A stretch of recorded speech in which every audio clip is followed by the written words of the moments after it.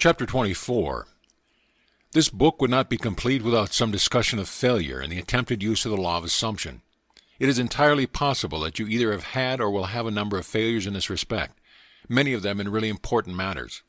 If having read this book, having a thorough knowledge of the application and working of the law of assumption, you faithfully apply an effort to attain some intense desire and fail, what is the reason?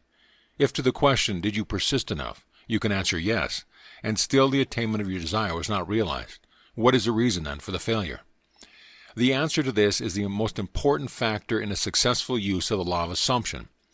The time it takes your assumption to become fact, your desire to be fulfilled, is directly proportionate to the naturalness of your feeling of already being what you want to be, of already having what you desire. The fact that it does not feel natural to you to be what you imagine yourself to be is the secret of your failure. Regardless of your desire, regardless of how faithfully and intelligently you follow the law, if you do not feel natural about what you want to be, you will not be it. If it does not feel natural for you to get a better job, you will not get a better job. The whole principle is vividly expressed by the Bible phrase, "You die in your sins." You do not transcend from your present level to the state desired. How can this feeling of naturalness be achieved? The secret lies in one word, imagination. For example, this is a very simple illustration. Assume that you are securely chained to a very large, heavy iron bench. You could not possibly run. In fact, you could not even walk. In these circumstances, it could not be natural for you to run. You could not even feel that it was natural for you to run, but you could easily imagine yourself running. In that instant, while you are conscious of being filled with your imagined running, you have forgotten that you are bound. In imagination, your running was completely natural. The essential feeling of naturalness can be achieved by persistently filling your consciousness with imagination, imagining yourself being what you want to be or having what you desire. Progress can spring only from your imagination, from your desire to transcend your present level. What you truly and literally must feel is that with your imagination all things are possible. You must realize that changes are not caused by caprice, but by a change of consciousness. You may fail to achieve or sustain the particular state of consciousness necessary to produce the effect you desire. But once you know what consciousness is the only reality, and is the sole creator of your particular world, and have burnt this truth into your whole being, then you know what success or failure is entirely in your own hands. Whether or not you are disciplined enough to sustain the required state of consciousness in specific instances has no bearing on the truth of the law itself, that an assumption, if persisted in, will harden into fact. The certainty of the truth of this law must remain despite great disappointment and tragedy, even when you see the light of life go out, and all the world go on as though it were still day. You must not believe that because your assumption failed to materialize, the truth that assumptions do materialize is a lie. If your assumptions are not fulfilled, it is because of some error or weakness in your consciousness. However, these errors and weaknesses can be overcome. Therefore, press on to the attainment of ever higher levels of feeling that you already are in the person you want to be. And remember that the time it takes your assumption to become reality is proportionate to the naturalness of being it. Man surrounds himself with the true image of himself. Every spirit builds itself a house, and beyond its house a world, and beyond its world a heaven. Know then that the world exists for you. For you the phenomena is perfect. What we are, that only can we see. All that Adam had, all that Caesar could, you have and can do. Adam called his house heaven and earth. Caesar called his house Rome. You perhaps call yours a cobbler's trade, 100 acres of land or a scholar's garret. Yet line for line and point for point your dominion is as great as theirs, though without fine name. Build therefore your own world. As fast as you can form your life to the pure idea in your mind, that will unfold its great proportion. Emerson. End of chapter. Chapter 25. Faith. A miracle is the name given, by those who have no faith, to the works of faith. Faith is the substance of things hoped for, the evidence of things not seen. Hebrews 11:1. The very reason for the law of assumption is contained in this quotation. If there were not a deep-seated awareness that that which you hope for had substance and was possible of attainment, it would be impossible to assume the consciousness of being or having it. It is the fact that creation is finished and everything exists that stirs you to hope, and hope in turn implies expectation. and without expectation of success, it would be impossible to use consciously the law of assumption. Evidence is a sign of actuality. Thus, this quotation means that faith is the awareness of the reality of that which you assume, a conviction of the reality of things which you do not see, the mental perception of the reality of the invisible. Consequently, it is obvious that a lack of faith means disbelief in the existence of that which you desire, inasmuch as that which you experience is the faithful reproduction of your state of consciousness. Lack of faith will mean perpetual failure in any conscious use of the law of assumption. In all the ages of history, faith has played a major role. It permeates all the great religions of the world. It is woven all through mythology, and yet today it is almost universally misunderstood.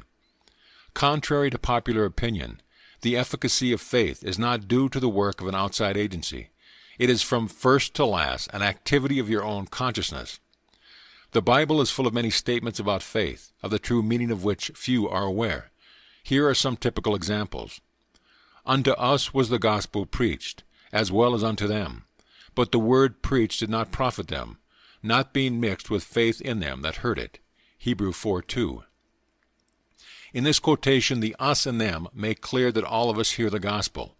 Gospel means good news. Very obviously, good news for you would be that you had attained your desire. This is always being preached to you by your infinite self. To hear that which you desire does exist, and you need only to accept it into consciousness as good news. Not mixing with faith means to deny the reality of that which you desire. Hence there is no profit or attainment possible. O faithless and perverse generation, how long shall I be with you? Matthew 17:17. The meaning of faithless has been made clear. Perverse means turn the wrong way. In other words, the consciousness of not being what you want to be. To be faithless, that is to disbelieve in the reality of that which you assume, is to be perverse. How long shall I be with you means that the fulfillment of your desire is predicated upon your change to the right state of consciousness. It is just as though that which you desire is telling you that it will not be yours until you turn from being faithless and perverse to righteousness. As already stated, righteousness is the consciousness of already being what you want to be. By faith he forsook Egypt, not fearing the wrath of the king, for he endured, as seeing him who is invisible. Hebrews 11:27. Egypt means darkness, belief in many gods or causes. The king symbolizes the power of outside conditions or circumstances. He is your concept of yourself as already being what you want to be. Enduring, as seeing him who is invisible, means persisting in the assumption that your desire is already fulfilled.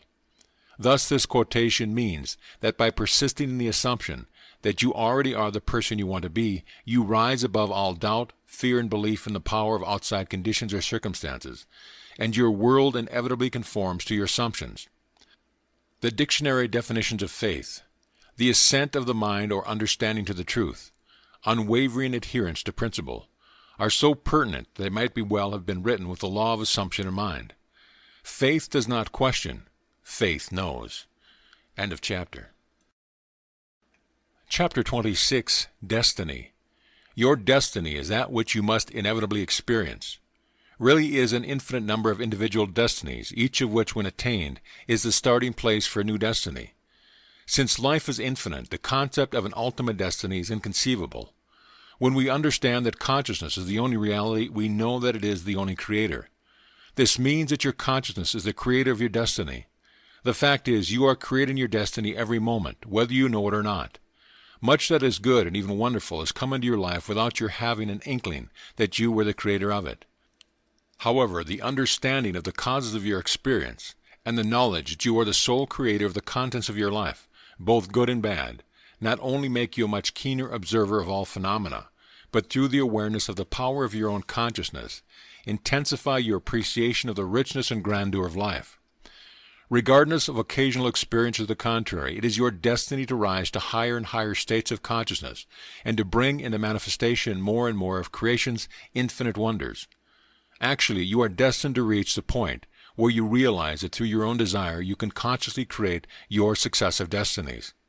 The study of this book, with its detailed exposition of consciousness and the operation of the law of assumption, is the master key to the conscious attainment of your highest destiny.